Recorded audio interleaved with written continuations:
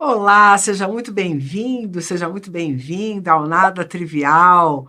Sabadou e todo sábado nós temos aqui aquela conversa intrigante do Dopaminas. Se você nos acompanha aqui no Nada Trivial, saiba que você também pode ouvir essa conversa nas plataformas de podcast. Então, solta a vinheta que lá vem a Ana Flávia.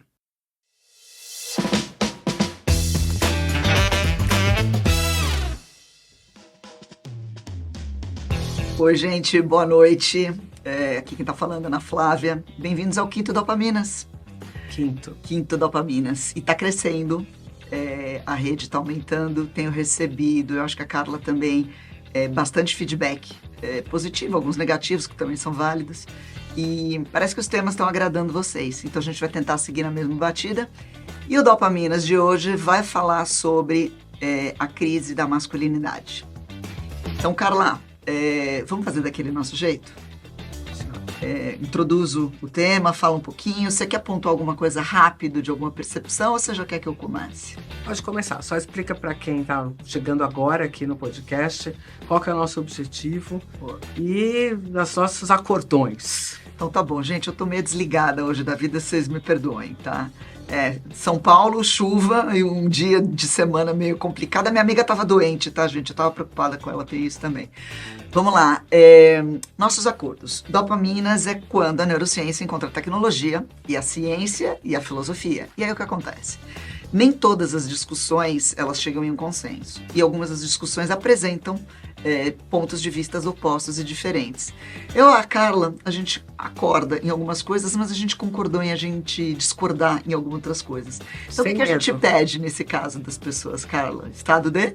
Suspensão de crença. Suspensão de crença. Se alguma coisa do que for dito e falado que for útil para vocês, vocês guardem.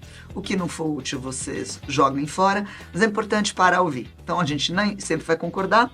Se a gente discordar, a gente se ama. Então, fiquem sabendo que nunca aqui é levado para o lado pessoal. A gente vai receber também 2 convidados que vão falar com a gente sobre esse tema, sobre a crise da masculinidade.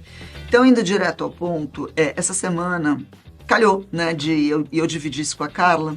Calhou, Carla, de acontecer de caírem na minha mão 2 ou 3 artigos, 2 ou 3 podcasts, 2 ou 3 shorts de Instagram e 2 artigos muito bons. E todos falando exatamente sobre a mesma coisa, crise da masculinidade. E a crise da masculinidade falada em um aspecto mais amplo, né? Aí o que eu fiz? Fui atrás de informação, encontrei 2 autores, um que trabalha mais com tendências de inovação, que é o professor Scott Galloway. Professor Scott Galloway, reconhecido por ter um trabalho onde todo começo do ano ele pontua os temas que ele quer trabalhar, ele quer conversar com as pessoas, seja a respeito de economia, seja a respeito de política, seja a respeito de comportamento. O professor Galloway é pai de 2 meninos e ele já vem, na verdade, há um ano e meio preocupado com a expressão masculina. E aí ele fala do território americano, né, propriamente dito. E ele trabalha em cima da obra de um autor, e eu trouxe ele aqui para a gente conversar, vamos fazer daquele nosso jeito, né? Vamos falar um pouquinho da introdução, que se chama Richard Reeves, achei. Richard Reeves. Isso, e o nome do livro é Of Boys and Men, sobre homens e garotos, né? O livro foi lançado em 2022, 2023 ele começou a ganhar corpo, né? E nesse trabalho o professor Reeves, ele é um professor universitário, a primeira coisa que ele fala é que como professor universitário, quando ele se propôs a mapear o que ele já estava empiricamente sentindo com essa crise da masculinidade, a primeira coisa que foi falado para ele no campus é: para que você vai se meter nesse ninho de marimbondo? E ele ficou olhando, falou: como assim? Não, é para quê? E ele entendeu que, na verdade, o conceito da pergunta para quê trazia uma crítica implícita à opção dele de falar por e de para, por ser uma voz que expressa essa crise masculina, em um momento onde ainda se vê o rescaldo da luta pela posição feminina, pelo avanço das questões das mulheres na sociedade. E o para que você vai falar sobre isso trouxe um flag para ele, que é eu não posso, então, ter dois pensamentos na minha cabeça. Se eu falo da questão do masculino, eu estou implicitamente dizendo que a questão do feminino ou é menos importante, ou de alguma maneira eu estou dizendo que eu compactuo com uma situação que não é real, né? Que é uma situação para ser combatida. Mas uma coisa na cabeça dele e no derivado dessas conversas estava implicitamente tirando o lugar da discussão do masculino, da crise da masculinidade, do foco, porque se ele fizesse isso, ele estaria implicitamente concordando com uma situação estabelecida de opressão. E ele fala, gente, não é nada disso, nós precisamos permitir que dois pensamentos coabitem na nossa cabeça. Então, esse é o primeiro ponto que eu queria trazer para a tua reflexão, Carla. E aí, na sequência, eu vou puxar, então, quais são as conclusões e quais são as estatísticas que ele maneja. Aliás, gente, o livro vale a pena. Baixei ele, comecei a ler, tem em inglês, só não achei em português, mas o livro, ele está trazendo algumas provocações que eu, como mãe de meninas, comecei a pensar, se fosse talvez mãe de meninos, eu gostaria de ver essa reflexão discutida, que é o que o professor Galloway faz em cima da obra desse cara, do Richard Reeves. Mas vamos lá, Carla, por que falar da situação do masculino significa, de alguma maneira, desmoralizar a questão do feminino? Como é que a gente chegou nesse ponto de que nós não podemos ter dois pensamentos de dois problemas simultaneamente ocupando a nossa cabeça? Que você manejar um significa que você está diminuindo o outro? Então, isso é aquele tipo de pensamento que considera que os pratos dessas balanças estão se opondo, né? Que são pesos... Soma zero, né? Está buscando uma soma zero. Quer dizer, se eu trago alguma perspectiva de modificação do modo de vida da mulher na sociedade, isto implica diretamente em tirar direitos ou diminuir espaços do homem.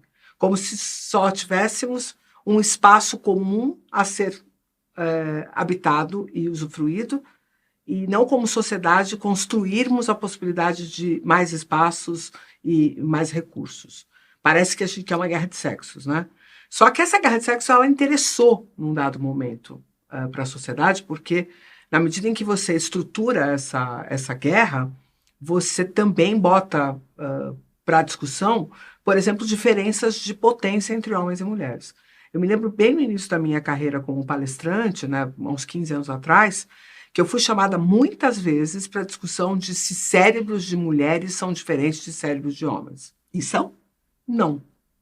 E isso é um ponto, assim, crucial, porque durante muito tempo foi confortável para a sociedade que havia uma diferença biológica no modo em que nós pensávamos o mundo, ou entendíamos as potências, ou gerávamos valor, inclusive através do nosso trabalho e por aí vai. Então, esse lugar de que mulheres cuidam, que homens, né, aquela história Marte e Vênus, aquelas dicotomias, elas são culturais.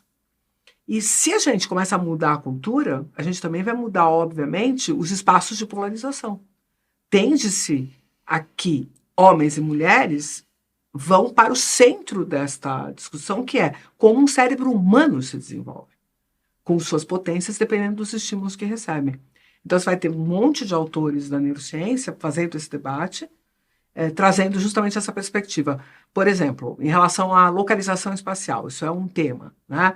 Os homens são muito melhores em localização espacial, memória espacial. Teve uma discussão sobre isso. Esse foi um outro artigo que rodou bastante a web essa semana, que é uma pesquisa que fala, aparentemente, que sim, mulheres têm um pouco menos de facilidade de entender espacialidade. Mas por cultura. É cultural. Então, esse é o ponto. Esse paper, ele bota essa história, até ia comentar, ele bota essa história por terra em definitivo.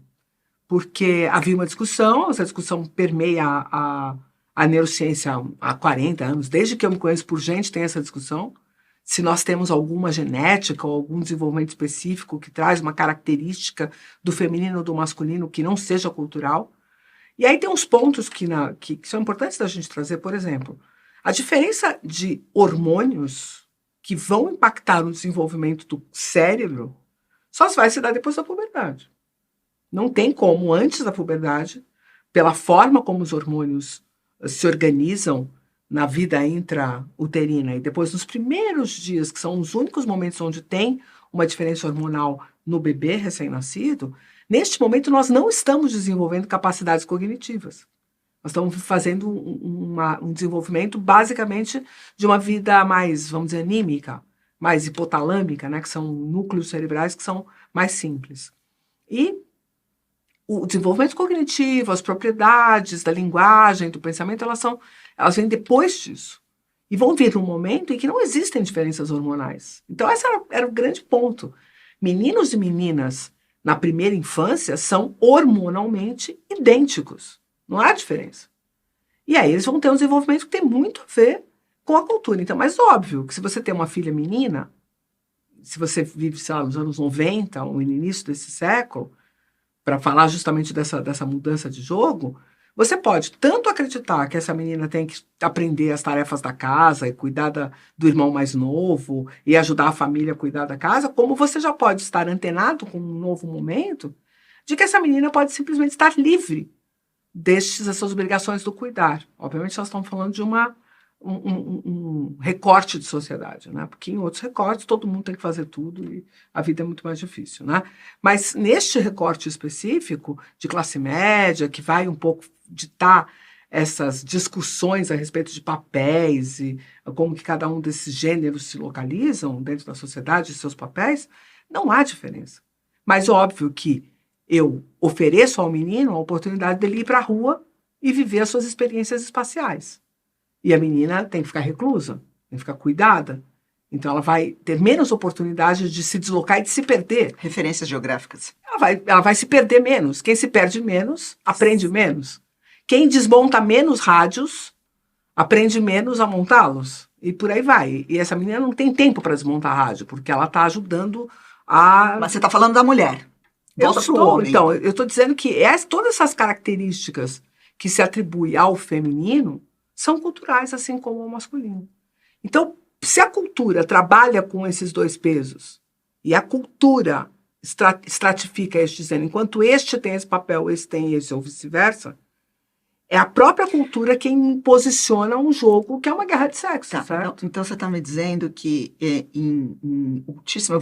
nós vamos chamar o Paulo aqui, o biólogo, para confirmar isso daí. Você está me dizendo que em ultíssima circunstância, um cérebro de uma criança criada sem inputs de gênero nenhum, ele pode virar qualquer coisa? Em termos de características de gênero? Sim.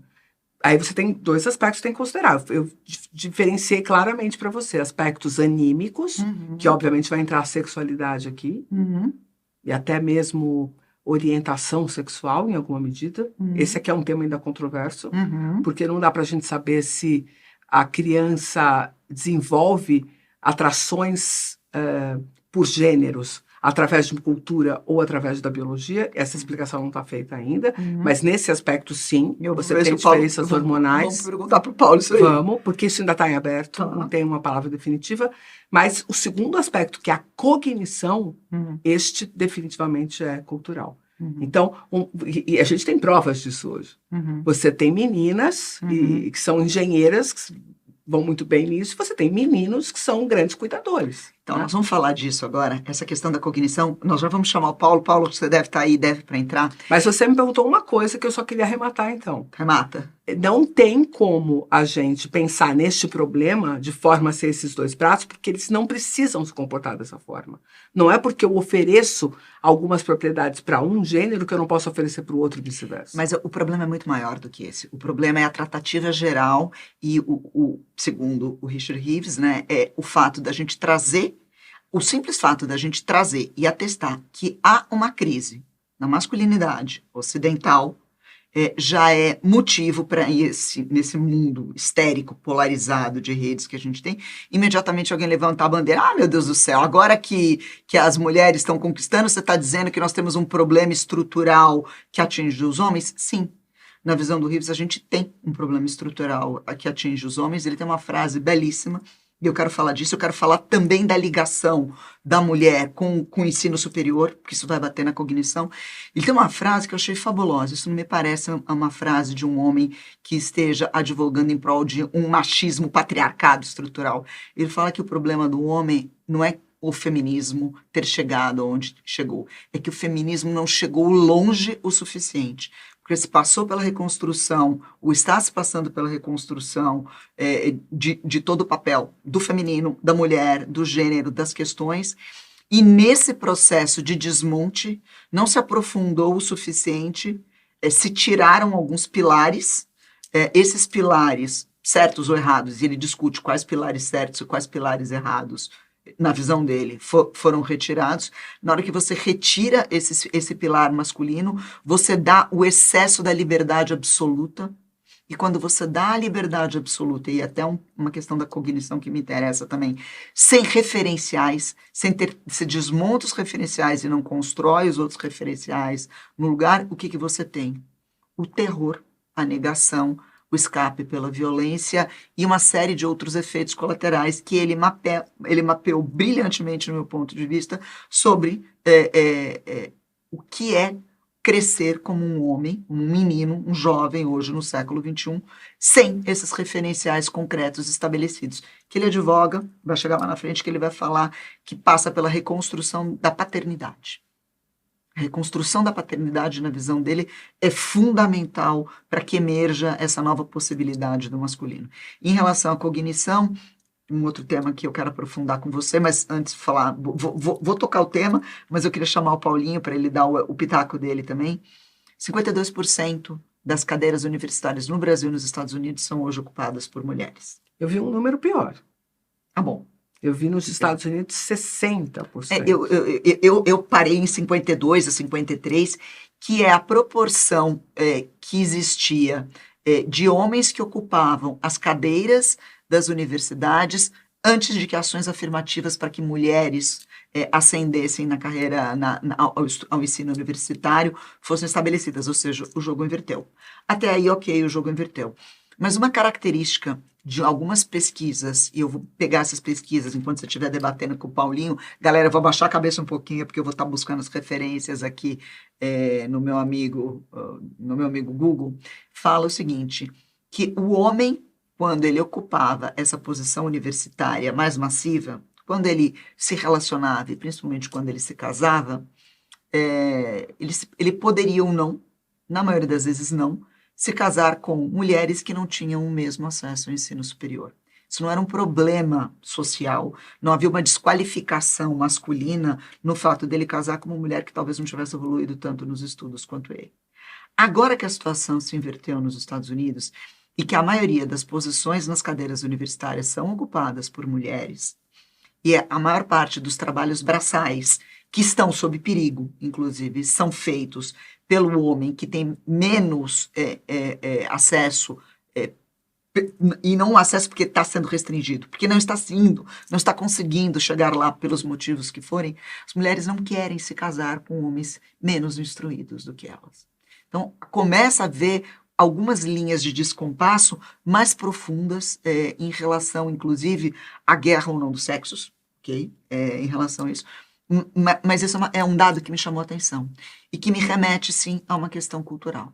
Que para a mulher é vergonhoso ainda casar com um homem que estudou menos do que ela, com um homem que é intelectualmente inferior que ela, principalmente se ela fez um esforço muito grande para se adaptar a esse padrão, quando isso nunca foi verdade para a mulher. Ainda para o homem. Isso me fala de papéis, homens e mulheres presos ainda, homens e mulheres presos a esse momento específico da história política e econômica. Queria saber, Paulo, você está aí? A câmera está aberta para você, meu amigo? Você consegue... aí. Paulinho, o que você fala para a gente disso? Olá, galera. Bom, primeiro vocês estão mexendo aí numa situação bem complicada, viu? Porque não é fácil dar esse desamarro nesses nós aí que vocês estão se propondo. Mas, como a gente não está aqui para falar de coisa fácil, não é mesmo? A gente vai pegar isso aí e vamos tentar desamarrar um pouquinho mais. Olha, eu não estou vendo vocês, aliás, mas ok, eu assumo que vocês estão me vendo. Mas tem dois pontos aqui, né? Porque existe uma tensão histórica entre aquilo que é biológico e cultural. Se a gente for trazer isso para os estudos, agora eu estou vendo, boa. Se a gente for trazer isso para os estudos, a etologia que é a linha de estudos que analisa, estuda o comportamento da espécie humana a partir da perspectiva evolutiva, eles vão dizer que existem dimorfismos sexuais no comportamento entre homens e mulheres. Entretanto, uma das coisas que a Carla pontua, e é o que é mais difícil na área de etologia e de neurociência do desenvolvimento, é você conseguir identificar o input e quando, em termos de tempo, essa mudança ocorre. Essa mudança ela ocorre no nível embrionário, é no nível do desenvolvimento pós-natal, porque se ela é no nível embrionário, significa que a gente está falando que existe um peso genético nessa diferença sexual. Mas se a gente está falando que ela ocorre pós-natal, a gente tem a variável do ambiente. Então, como que a gente consegue separar a influência do ambiente para a gente conseguir fazer essa análise das diferenças sexuais sem a gente confundir o que é ambiental e o que não é? Então, o que acontece? Existem estudos da neurociência que, mesmo que eles não façam isso, e isso é um problema de limitação da área, demonstra, e aí eu gostaria muito que você, Carla, me pontuasse isso, porque eu fiquei bastante com dúvida quando você falou que não existem diferenças morfológicas, Eu também, tá? do ponto de vista do cérebro em Porque, masculino e feminino. então, acho assim, Paulo, já vamos deixar isso, já vamos dar uma esclarecida nisso, pode ser que eu não tenha sido clara. Tá. Não existe um desenvolvimento único do cérebro, né? Esse desenvolvimento ele é paulatino e ele tem etapas, ele tem fases muito, muito claras. O dimorfismo sexual ele é muito importante durante a vida intrauterina, durante o desenvolvimento intrauterino. Por quê? Porque ali vão se desenvolver as características sexuais primárias. Então, a expressão da genitália, né? Obviamente que a genitália é distinta. E a gente vai ter os casos bastante consagrados na medicina do hermafroditismo verdadeiro, falso, que são diferenças genéticas que têm a ver com o desenvolvimento da genitália. Então, o imprint hormonal na vida uterina é absolutamente conhecido e verdadeiro. Acontece que nesta fase não há desenvolvimento de córtex cerebral. O córtex cerebral, que vai designar como é que eu vou interpretar o mundo, quais são os significados, os meus aprendizados, minhas capacidades, competências, habilidades, virão a partir desta fase em que o indivíduo vai começar a ter os inputs ambientais, vai vir linguagem, vai vir memória, vai vir relacionamentos, vai vir a vida social, e os modelos de comportamento vão começar a ser colocados. Então, esse indivíduo pode, neste momento, e acontece, vocês sabem disso, fazer uma orientação, uma identificação de gênero, uma identidade de gênero, que pode estar correlacionado ao seu sexo biológico ou não. Agora, Carla, deixa eu fazer uma pergunta. Só terminou a historinha aqui para ficar claro esse negócio. Então, se você tem esse momento onde você pode, pelo ambiente, criar o seu primeiro aspecto de identidade de gênero, que não tem nada a ver com sexo, todo mundo sabe disso já debatemos bastante isso.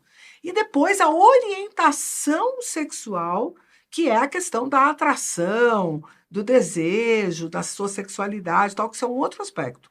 Todas essas construções não podem ficar nunca dissociadas da questão ambiental, nunca mais.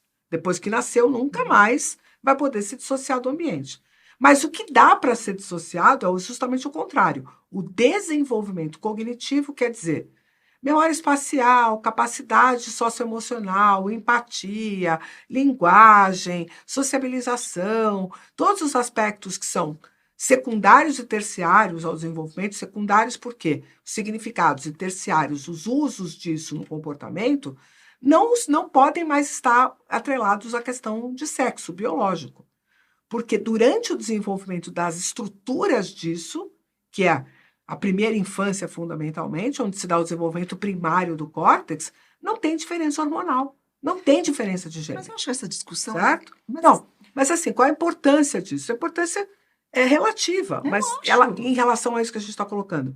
Mas é que eu queria dar o próximo passo, aí acho que o Paulo pode me ajudar a dar esse próximo passo, que é, se eu tenho uma expectativa de comportamento, de vida, de agir no mundo que me agrada, que eu quero cumprir, eu quero ser este homem que culturalmente está posto, Eu quero viver esta vida do masculino. Eu quero ser o forte, o potente, o respeitado, o que tem a voz, o macho alfa. Eu quero esse lugar. Não sei se é a respeito disso, Carla. Eu acho que você está caindo no estereótipo. Não tô. A gente tô está querendo falando dizer de outra coisa. Só um minutinho, Aninha. Se eu, como homem, nasci e quero viver isso, quando eu me defronto com uma sociedade que está questionando isso, eu começo a me perguntar por que na minha vez? Por que na hora de eu usufruir dessa benesse de ser homem na sociedade, a sociedade está com o pé virado para cima? Primeiro que eu não sei se eu concordo com essa ideia de que o homem é a vítima da benesse ou não benesse nesse caso. 91% dos perpetradores e dos sofredores de assassinatos e de crimes de violência são homens. Porque eles se propõem a essa briga. Não, peraí, deixa eu terminar. Peraí, eu acho que o buraco é mais embaixo, cara. O buraco é bem mais embaixo. A gente está falando de ambiente, né, Paulo? Então, o buraco é bem mais embaixo. Primeiro, 91% dos homens são os que perpetram, mas também são os que sofrem a violência. Então, assim, a gente já tem um desequilíbrio aí. Não me parece que nenhum menino queira, em primeiríssima instância, nenhuma criança queira, em primeiríssima instância, se provar contra uma situação de violência. A situação de risco é diferente da situação de violência. Então, a gente já começa a ter gradações, né? Eu acho que esse discurso, de saída, ele está estereotipado ao extremo. E é exatamente esse tipo de discurso estereotipado que leva para o jogo do soma zero. Quando você atrela implicitamente o sofrimento de um à negação do sofrimento do outro. Então, a gente está falando de uma situação que não é o sofrimento, ele não é pela frustração de um desejo de potência não realizado. Essa é o meu primeiro questionamento. Eu não sei. Eu não sei se ela está estabelecida. Nós podemos deixar isso em questão. Necessariamente nesse lugar. Primeiro. Segundo. Mas eu já vi esse discurso, tá? Peraí, mas calma. Eu já ouvi homens e mais homens falando sobre isso. Mas esse daí é o ponto de chegada, não é o ponto de saída. Tá? Esse é o primeiro ponto. A gente vai chegar lá nessa dos incels, nos red pills, etc, etc. Paulo, não vai embora não, que a gente precisa de você. Esse é o primeiro ponto. Eu até me perdi no que eu estava falando. Tá? Na negação de que o desejo da violência, do exercício da violência frustrada, seja o que leva a um outro step de violência, o que quer que seja. O que você vê é muitos meninos não se perguntando qual é o papel deles no mundo. E o papel deles não necessariamente está implicitado com a questão da violência. Porque se eu aceito, deixa eu só terminar, porque se eu aceito que está implicitado com a questão da violência, eu vou cair no padrão biológico do que o Paulo está falando.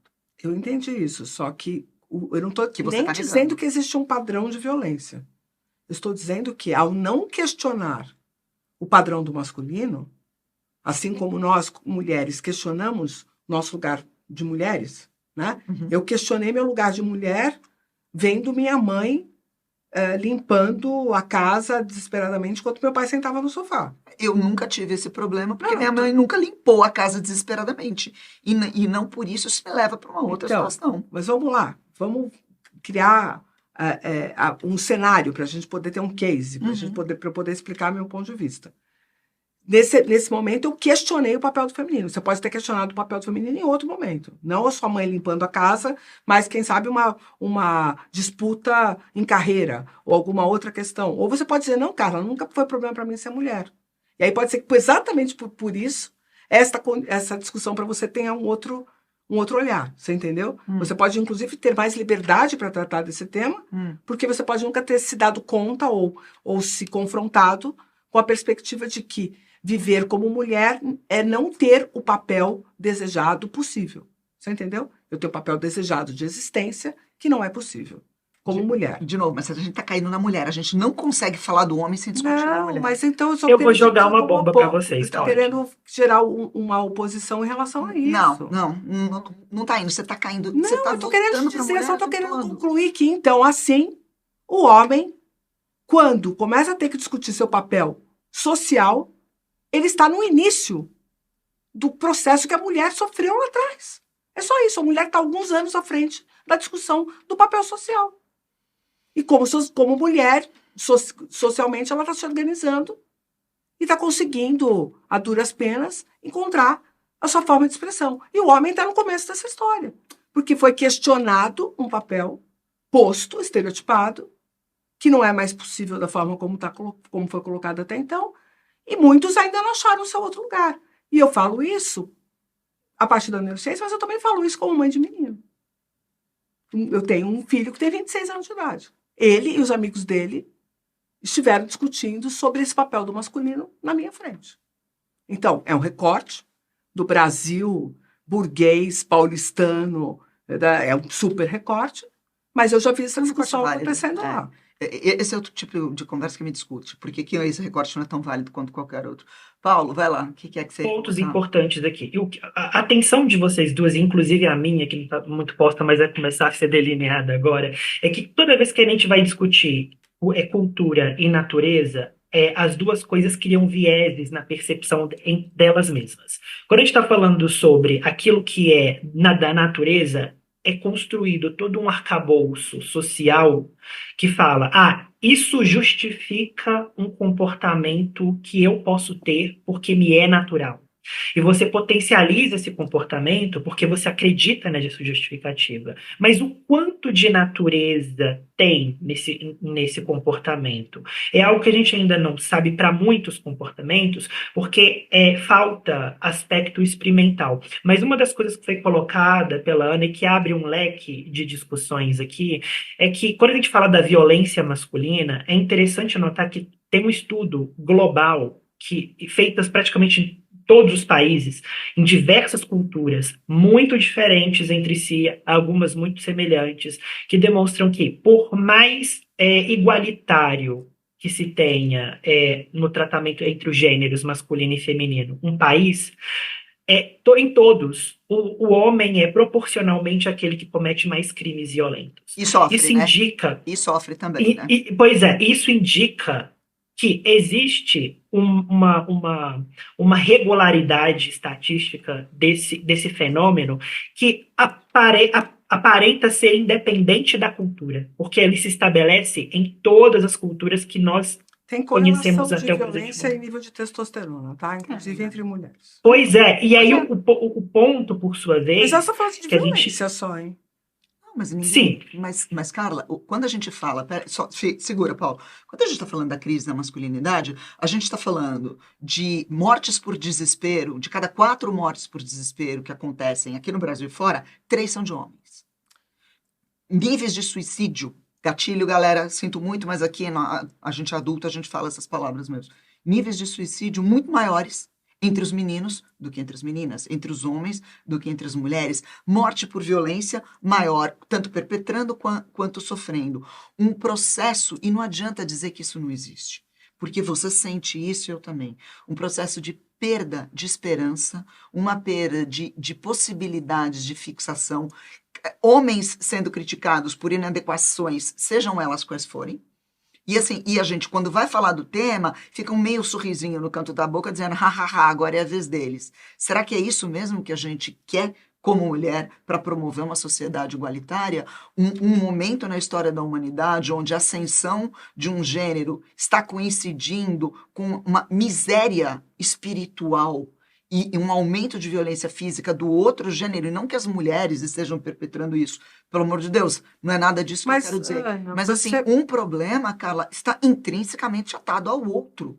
Mas você não acha que, assim, tratando do tema específico de violência, por isso que eu falei, vocês estão fazendo um recorte da violência. A violência tem correlação direta com testosterona, isso tem mais do que provas. Níveis de testosterona. Então, e homens que a gente baixa a testosterona para violência. Não é isso. Não. Eu estou dizendo que esse aspecto é um aspecto que biologicamente está bem estudado.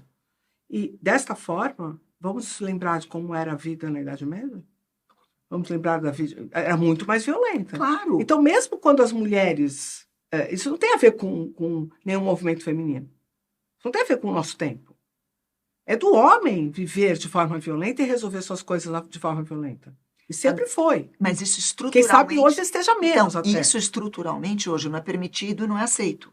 E a gente tem um problemaço na mão, que já que não é permitido e aceito resolver, se sejam pelas vias que fosse... By the way, Paulo, essa é para você também. Aí a gente chama o Serginho para essa história. Por que a gente não vê mais professor homem dando aula para criança pequena? Quando é notório que meninos aprendem melhor quando são ensinados por outros homens. Porque toda a associação hoje da nutrição, da enfermagem, do professorado, do cuidado, foi desatrelada do masculino de uma tal maneira que um homem, dentro de uma sala de aula cuidando de crianças, é levado imediatamente para o terreno da suspeição e da pedofilia. E você sabe que isso acontece. E isso é feito pela sociedade como um todo. Então, a gente não está falando de um adoecimento só do sexo masculino ou do gênero masculino. Mas é que são profissões menos... Não, Carla, isso é machismo da sua parte. Não é machismo. Isso é machismo da sua parte. Tem dados demonstrando... Deixa eu terminar. Então, a própria imersão desse novo homem vai ter que passar por um cuidado desse tipo de frase que você está colocando. Mas olha só. Porque é a mesma coisa que dizer, não, peraí, mas tem profissão para mulher que mulher não dá bem. Não, mas você não deixou eu falar, Ana. Você está colocando a palavra na minha boca. Tem dados demonstrando que se você pegar a psicologia, tá? Pega a psicologia, que é uma profissão eminentemente feminina. Você fala ver os números. As melhores posições dentro da psicologia, que são os acadêmicos, que ganham mais, tá? Pega uma profissão como psicologia, os acadêmicos ganham mais, os grandes terapeutas, tal, são homens. Vai na engenharia. Tem poucas mulheres. As piores posições da engenharia são ocupadas por mulheres. Não acho. Então, gente, é dado isso. Eu quero ver. Você me desculpa, porque assim, isso confronta contra todas as estatísticas que esse senhor está colocando aqui, que fala pelo contrário, que o ganho médio salarial das mulheres na sociedade americana hoje bypassa. Não importa qual é a profissão, não importa qual a profissão, bypassa. Se você pegar por profissão, o recorte da profissão, todos que são psicólogos, tá? Eu não estou falando de uma mulher que conseguiu o nível superior e um homem que não conseguiu. Eu estou comparando dois, um homem e uma mulher, que conseguiram o nível superior, tá? Esses dois que são psicólogos ou esses dois que são engenheiros, quando você faz um recorte dentro da profissão, as posições melhor remuneradas estão ocupadas por homens ainda. Isso não mudou. Isso ainda é a expressão de um determinado tipo de poder do masculino dentro da sociedade. Então, quando você fala em professor, você não vai ter professor na educação infantil, porque a remuneração da educação infantil é miseravelmente pior do que qualquer outro conjunto da docência. E não há espaço porque tanto para psicólogos quanto para professores... Paulo, vou voltar para você. Tanto para psicólogos quanto professores, entre em qualquer... Você conhece isso? Entre qualquer escola, coloque em cima da mesa a possibilidade para crianças de 2, 3, 4, 5, 8, 9, 10 anos, que um homem seja responsável pelo cuidado e pela alfabetização. Imediatamente você vai ver pais, mães e o ambiente escolar entrando em modo de suspeição. E as escolas, elas são o extrato mais bem acabado de todos os nossos preconceitos societários, Carla. Se existe um lugar no país, no Brasil e no mundo, que é um microcosmo que carrega todos os nossos pecados, todas as nossas dores e toda a expressão da nossa dificuldade enquanto sociedade, esse lugar é a escola. Eu não sei se eu concordo com isso e eu não sei se a gente... Eu tenho filha que é professora. Oi? Eu tenho filha que é professora de excelentes escolas. Eu tive essa discussão com ela e a resposta dela, e ela dá aula para educação infantil, ela fala... Não são contratados homens para educação infantil. Mas aí a gente precisa discutir quantos querem. Esse Carla, você não está pondo em cima da mesa. Mas e se eu te disser que de um 80%, de um 100%, de 20% que termina pedagogia são homens, quantos conseguem uma posição em sala de aula? Você concorda que, fazendo um depara, eu deveria ter um 20% da educação infantil? Tem esse 20% tem, da Carla, pedagogia. Tem. Eles não buscam esse curso para fazer... Buscam. Bom, mas tudo bem. Buscam. Tudo bem.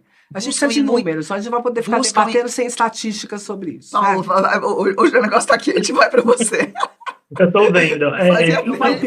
Não vai ter jeito. Vamos ter que pôr número em cima da mesa, porque sem o número tá difícil. Eu vou pegar aqui. Sem os números aqui em mãos agora, uma das coisas que eu acho problemática e entra na questão da performance do masculino, e aqui a gente está falando então de cultura, porque há um entendimento de como o masculino deve performar na sociedade, e há um entendimento que a sociedade na qual ele performa está em processo de mudanças, na maneira como, por exemplo, a economia se distribui em relação a trabalhos femininos, trabalhos masculinos, distribuição de renda entre...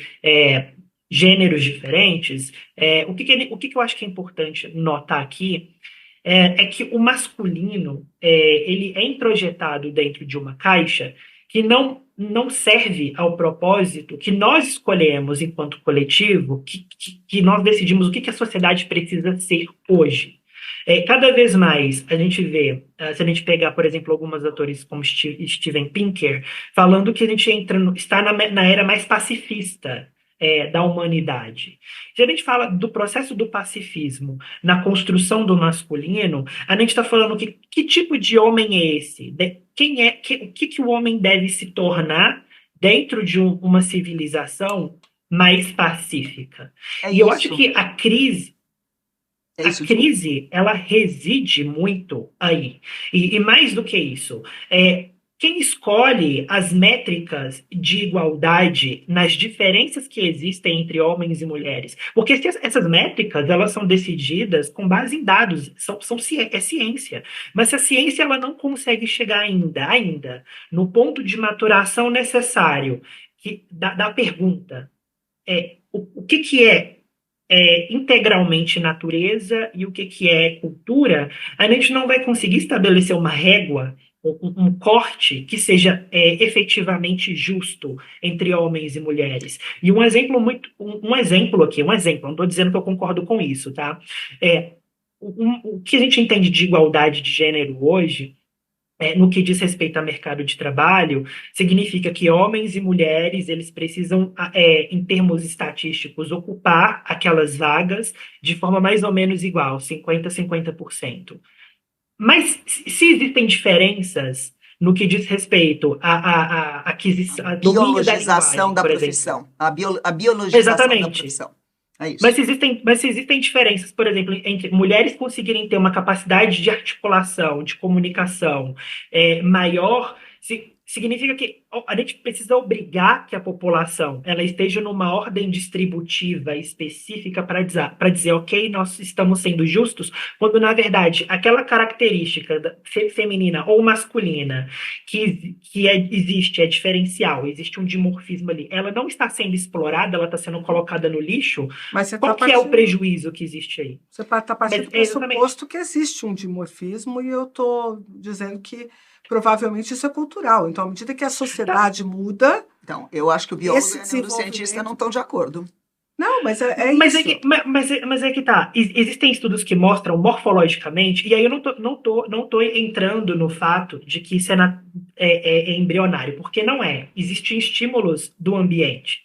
Mas existe estudos de desenvolvimento pós-natal que demonstram que mulheres e homens adultos têm áreas específicas do córtex, por exemplo, áreas associadas a domínio da linguagem, que são maiores em mulheres e menores do que homens. Ok, estamos pacificados que essas diferenças que são construídas culturalmente. Então, se a cultura muda, Paulo? Se a cultura muda, a morfologia desse cérebro vai mudar. Então. Mas a questão é que nós estamos num processo de transição em que esses homens, nessa cultura que ainda está para se tornar algo que a gente ainda não entende muito bem o que tem biotipos morfológicos, digamos assim, existe uma morfologia diferente. O que a gente faz com esses homens? A gente fala, ok, se adaptem, os seus cérebros são diferentes, as suas performances são diferentes, e vamos deixar para a próxima geração mais nova dar conta do babado? A crise é agora. O Paulo, vamos chamar o Sérgio, deixa eu chamar o Sérgio também, não, chamar o Sérgio, quero falar uma coisa. Sérgio para entrar junto. Mas pede para o Sérgio entrar junto. Só um minutinho, essa questão que o Paulo trouxe é a seguinte... Sim, pode ser que a gente tenha homens que hoje já têm essa conformação, mas eles vivem de acordo com essa conformação. Eles estão estruturados na sociedade e vivem de acordo com isso. O que nós estamos questionando são justamente os homens das novas gerações que não estão conseguindo considerar que tipo de desenvolvimento precisam ter para não mais. Mas são eles quem têm que considerar se eles estão em formação. Somos nós que não estamos conseguindo dar isso para ele, Carla. A gente não pode pegar a batata e falar, olha, você nasceu homem, você se vira aí. Mas a gente não faz isso com as mulheres. Mas escuta, Carla, a gente fez isso com as mulheres e a gente também... As mulheres que se viraram para saber qual era o espaço dela. Carla, não. Isso é estereótipo. Homens e mulheres. Eu tô Homens te e mulheres. dizendo, Carla, homens e mulheres. você tá querendo me Esse colocar num lugar que eu não vou sentar, esse- Ana. Eu não vou mas, sentar nesse Carla, lugar. essa é a premissa da divisão que está levando a gente, como espécie, para o buraco. E você está dizendo o A seguinte, gente- nós, a como gente- sociedade, temos o dever Nós temos, sim, Carla. de resolver. Nós temos, como feministas, eu te diria que nós não temos o dever de resolver. Nós temos o dever de aprofundar essa discussão. E não virar para falar, ó, meninos, é o seguinte, virem-se. Não, mas eu não estou falando isso. Escapou um desse. Escapou. Não estou falando escapou, isso. Eu estou dizendo para você o Carla, seguinte. escapou. Falei para o Paulo, inclusive, agora na consideração. Se nós temos uma cultura que vai mudando, é a própria mudança da cultura que vai apresentar as novas alternativas para homens e mulheres. Você concorda que nem homens nem mulheres estão felizes com o que está acontecendo com Mas os homens? porque é impossível, mas não só em relação à questão de gênero, não é? Nós temos um problema que é muito maior que isso. Vamos. Então, é isso que você falava quando você falava assim, os homens estão sofrendo. Eu fiquei pensando assim, mas as mulheres não? Aí A pronto. quantidade... Mas Pronto, é porque eu acho que Carla, é humano. olha o teu soma zero. Eu estou dizendo que é humano, que eu não estou dizendo que é uma questão de gênero. Só que na questão humana, que é viver neste mundo, onde a gente não sabe nem muito bem como é que a gente vai sair do enrosco que nós estamos, seja porque a gente tem uma crise de emprego, seja porque a gente tem uma crise de produção de valor, seja porque a gente tem uma crise de sistema econômico. Carla, Isso é uma coisa que é para todo mundo. E o discurso certo? que nós temos feito, A única coisa que eu vou consistentemente, considerar é alimentar medo, alimentar angústia. Porque Eu não sei, sei, Ana, eu mas não a única coisa de gênero que eu queria considerar para você é o seguinte: há uma ideia posta para as mulheres de que vocês não têm esse espaço, construam, e para os homens o espaço de vocês está pronto, está Não, feito. Carla, e é a não é decepção isso. sobre isso Não é que isso. está, na minha percepção, Não isso. é a respeito disso. É a decepção sobre cadê o lugar que eu ia ocupar e o script que estava todo pronto para mim como homem, apenas exercer. Porque a mulher olha para o script do feminino e diz assim, eu não vou querer esse script. Então, você quer respostas? Eu gosto muito de algumas respostas que esse cara dá e que você já foi radicalmente contra porque você disse que não vai que é contra a natureza, por exemplo, do homem fazer isso. Ele pede a gritos desesperadamente que a gente volte a valorizar a presença da paternidade em outros aspectos. Nos deem as crianças para a gente criar também. Nos deem as crianças para a gente criar. Nos deem as crianças para nós ensinarmos. Carla, quando for... Peraí, deixa eu falar. Ensinarmos o quê para as Não crianças? importa, criarmos coletivamente esse aprofundamento do discurso do feminismo que eu estou advogando aqui é para isso. É que a saída ela tem que ser construída pelos dois, não adianta. Não adianta, porque senão... Mas não é isso que está acontecendo na sociedade?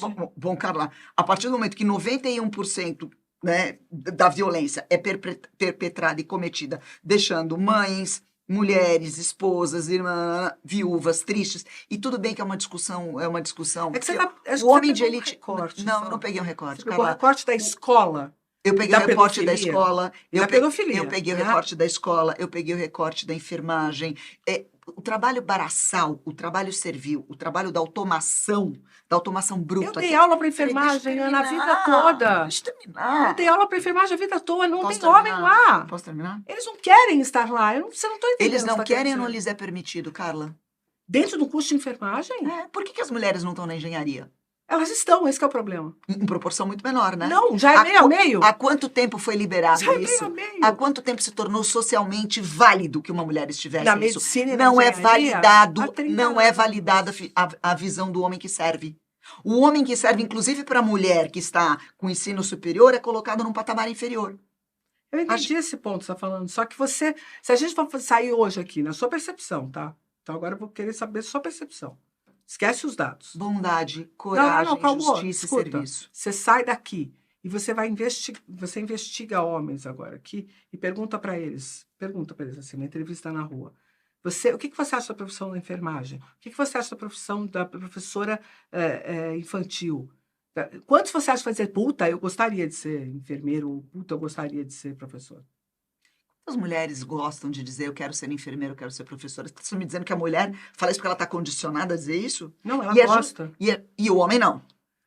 Não é o É biológico. Não é biológico, meu Deus, é cultural. Eu não estou falando que é biológico, eu estou te dizendo que a cultura estabelece que o ato de cuidar, que o ato de servir é Que é menor, justamente isso. é inferior, e que o homem não quer ficar nessa posição. E é justamente isso que esse autor, que eu te recomendo que você leia, advoga, que é um discurso que sai da boca de homens e de mulheres. Que o E hoje homem, em dia, que esse autor, o Richard que o Reeves, homem não quer servir. que esse discurso que é ensinado aos meninos, onde são os grandes focos de ensino dos meninos? Onde estão os modelos onde os meninos aprendem? Na casa e na escola. Sim. O menino que não tem uma professora em sala de aula, que modelo que ele vai ter de que aquilo é um trabalho válido de um outro homem para um outro homem? A escola, Carla, é o suprassumo do recorte do preconceito que nós temos como homens e como mulheres. Sérgio, vem cá. Bota professor de novo na escola, você vai ver se em 2 gerações a coisa não muda. Puta, Você precisa achar o professor para querer ir para a escola cara, primeiro.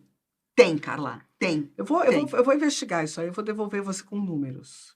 Inclusive, número de alunos da faculdade de pedagogia. 10% são homens. Porra, 10%? 10%. E você está achando esse número significativo? Vai ver se tem 10% na educação infantil. Não é significativo. Vai ver se tem 10% na educação infantil. Mas por que sua pedagogia é só educação infantil? Carla, porque o modelo se retroalimenta. A pedagogia é só educação infantil? No sentido que eu estou falando de Não, eu retorno vou à educação investigar, pode básica. deixar comigo. Retorno básico. Inclusive, se esses homens querem dar aula para criança. Porque o que eu tenho de dados... Te coloco na mão da minha filha, você vai ver o que ela vai falar. E empírico. Professora de algumas das melhores escolas de São Paulo. Vai para a rede pública. Os homens querem dar aula para criança pequena. Eles Lhes entram é para pedagogia para fazer isso. E lhes é vedada a participação em N situações. E o que eu estou querendo Se é dizer, Carla, vedado, é que... é outra coisa, é cultura. Mas é Mas isso. uma coisa é o desejo Mas deles. isso é o que eu estou querendo. Desejo não é criado, amiga? Não é você que fala que desejo a gente cria? Sim, que a gente cultural, ensina? mas então a gente E- tem que mudar a cultura. isso- Eu só estou advogando isso o tempo E todo. o que eu estou querendo te Eu dizer? só estou advogando o tempo todo que tem que mudar a cultura.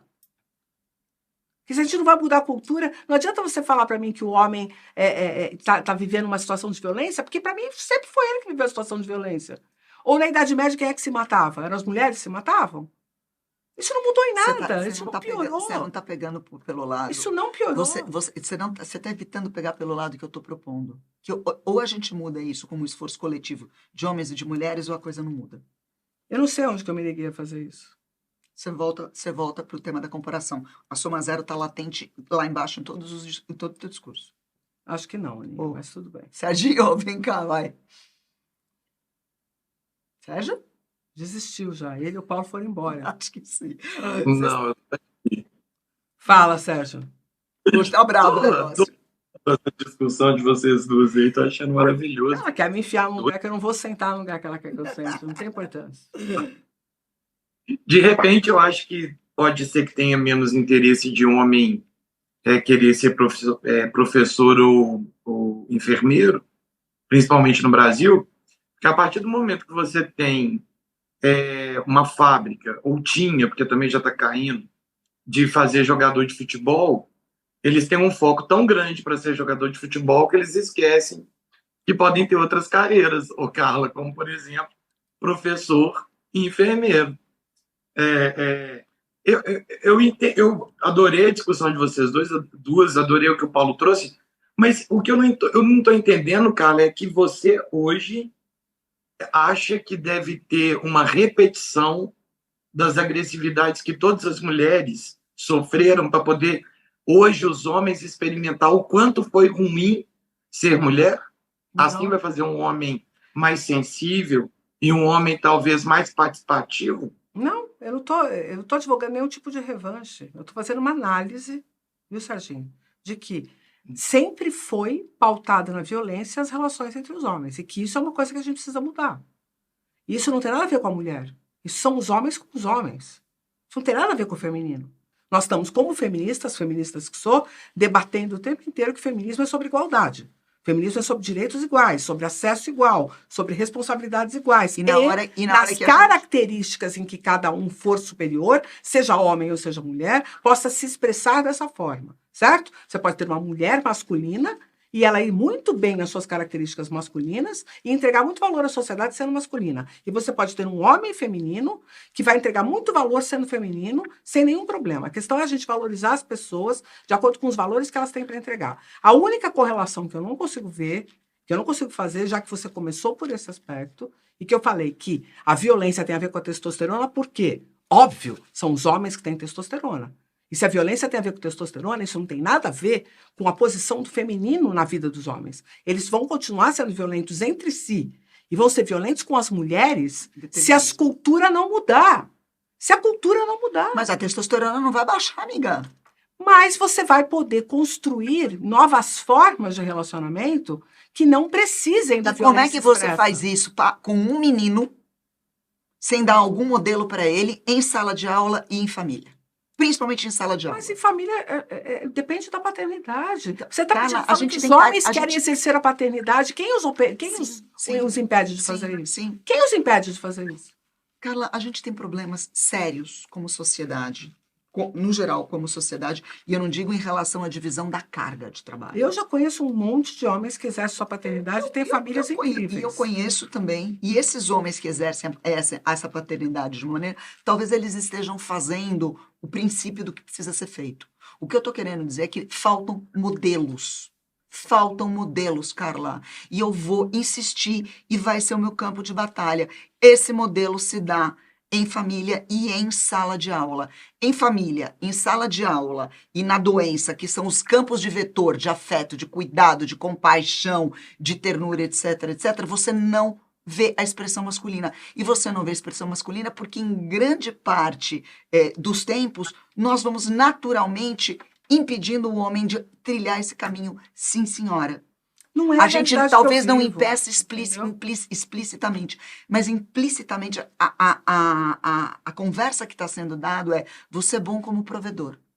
Você é bom como provedor. Você não é bom o suficiente para colocar a mão naquela criança. Gente, Se você mas colocar a mão ok. naquela criança, Mas isso é um recorte, você né? imediatamente é Isso é um colocado no recorte da terreno do sociedade, predador. né?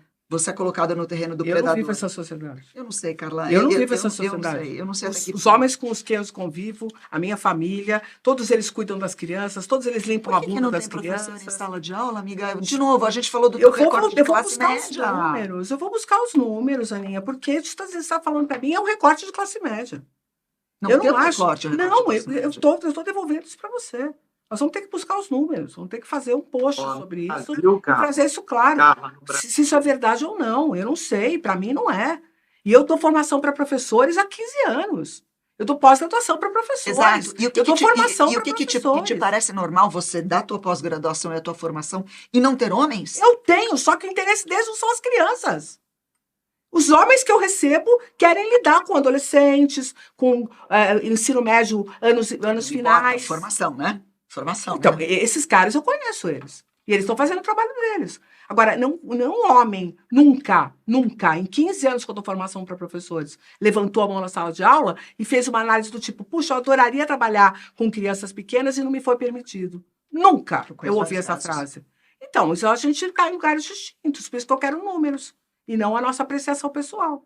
Então, a Entendeu? questão é, em uma sociedade como a americana e eventualmente onde a brasileira, onde as mulheres são cabeça de família, onde, pelo menos na sociedade americana, 1 em 4 crianças não tem o pai dentro de casa. 1 em cada 4 crianças não No tem. Brasil é pior. Provavelmente. Aqui eu não tenho acesso às estatísticas, eu vou Então, navegando nas estatísticas. somos que nós são que estamos chegadas. impedindo os homens de exercer a paternidade. Eu não acho que seja só isso, Carla. Eu acho que existe um esforço de distribuição que joga desproporcionalmente a carga, sim, no ombro da mulher e veda o homem de acesso a certas coisas. Eu acho sim. E ele passa... Você está vendo que você está sendo bastante controversa na sua posição, né? Não importa. Dizer que os homens não cuidam das crianças porque a sociedade não deixa, Vocês podem é me passar odiar. pano, hein? Vocês podem me odiar, mas é assim. Tá bom, passando. não tô passando. Eu tenho que cortar o Serginho. Serginho, desculpa te cortar, por favor. É porque, assim, eu acho que vocês estão tocando muito nesse ponto do que faz o homem tomar o seu desejo, a sua escolha, a partir daquilo que é permitido a ele, né? Então, a gente está falando do tensionamento entre cultura, desejo, etc. Uma das coisas, assim, passando... Eu sei que eu não sou estatística para nada, mas, assim, eu sempre fui uma pessoa muito afastada de criança pequena, porque na cultura em que eu cresci, o homem sozinho com uma criança poderia ser visto como algo problemático. E assim, a cultura que eu cresci, ela é significativa no seguinte sentido. Meus pais, né, eram pastores e tudo mais, enfim, eu não vou falar da minha vida, porque o tema aqui não sou eu. Mas assim, Claro que você é o homem, ué. Eu O tema é Não, você. buscar um número. Eu sei, mas assim, não é Pode sobre eu especificamente, no meu cotidiano. Assim, eu, né, cresci em igreja, e assim, a gente sabe que hoje no Brasil, as igrejas evangélicas, elas estão, em termos de demografia, ocupando um cenário de predominância na nossa sociedade. E junto com a igreja vem as culturas cristãs da igreja evangélica, né? E a gente sabe que existe um recorte muito rígido nas responsabilidades e atribuições daquilo que é considerado masculino e daquilo que é considerado feminino. Esse recorte rígido, eu sei que correlação não é causa, mas a gente ter uma cultura teológica se tornando a maior do nosso país, que tem um recorte específico de tensionamentos, de atribuições e valores entre homens e mulheres, indica uma certa necessidade desse homem que está dentro dessa cultura e que não se sente pertencente, entretanto, a essa mesma cultura na qual ele está colocado, de dizer não, não posso, não me é permitido, então eu não vou querer desejar isso. Por quê? Porque existe o extrato da violência, existe, e quando você fala sobre a questão da religiosidade, a violência estrutural lá, quando você é um desviante daquilo que eles esperam que vocês sejam, está muito atrelado a esse mito do pecado, do condenado, daquele que não é merecedor, que precisa ir para o inferno. Então, assim, todo esse peso existencial que existe tanto para mulheres, que também sofrem com essa cultura religiosa, e muito, historicamente, acredito eu, que até mais do que os homens, também precisam reconsiderar como que elas estão alocadas nesse processo cultural. Agora, o que vocês duas estão comentando, e que eu acho que é fantástico, é por isso que vocês estão brigando que nem doidas aqui até agora, porque nos outros episódios vocês não fazem isso, é que é difícil captar o espírito da transição. É muito difícil fazer isso. E, assim, é preciso fazer isso. Porque a gente sabe que a gente vai chegar num ponto B e a gente entende mais ou menos o que é esse ponto. Mas o que significa o meio termo dele? Pessoal, olha só, vamos parar por aqui. Vamos deixar esse negócio para um outro episódio, porque já faz mais de 1 hora que a gente está aqui discutindo. Nós estamos num ponto que já eu vou dar na Ana Flávia.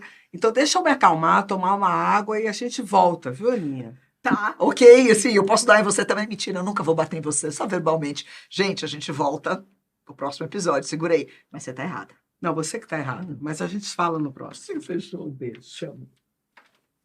A verdadeira guerra dos gêneros está nesse tipo de discurso.